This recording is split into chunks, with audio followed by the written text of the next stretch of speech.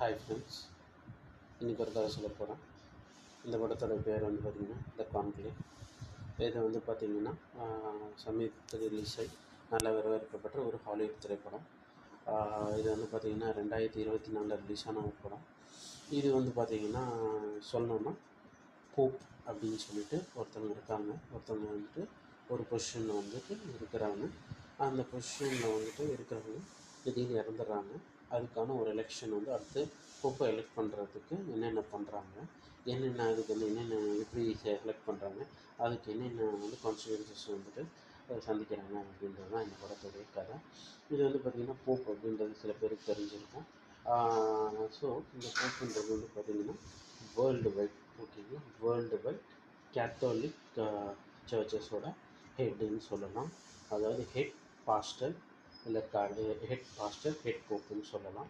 So இது வந்து பார்த்திங்கன்னா எப்படின்னா ஒவ்வொரு கண்ட்ரீஸுமே வந்துட்டு ஒவ்வொரு கார்டினல்ஸ் இருப்பாங்க. கார்டினல்ஸ்னால் ஒரு பாஸ்டர் ஹெட்டு மாதிரி இருப்பாங்க. ஸோ அந்த ஹெட்டை வந்துட்டு அவங்களோட ஹெட்டுக்கு எல்லாருக்கும் இருக்கிற ஒரு ஹெட்டு தான் வந்துட்டு இவர் கேத்தலிக் சர்ச்சோட ஹெட்ஸ் தான் வந்துட்டு இவங்க. ஸோ இது வந்து பார்த்திங்கன்னா அந்த போப் பதவின்றது சாதாரண பதவி கிடையாது, ஒரு பெரிய பதவி.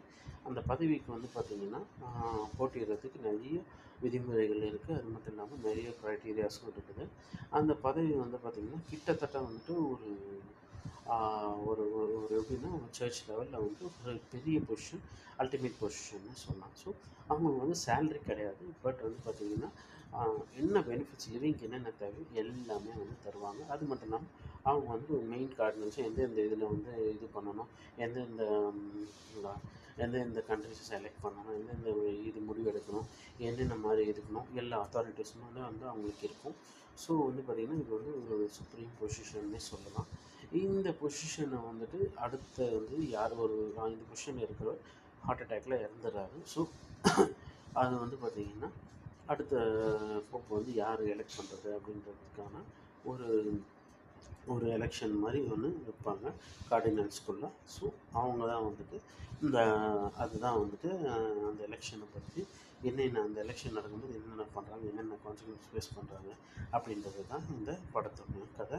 ரொம்பவே வந்துட்டு ஒரு சுவாரஸ்யமான ஒரு படம்னு சொல்லலாம்.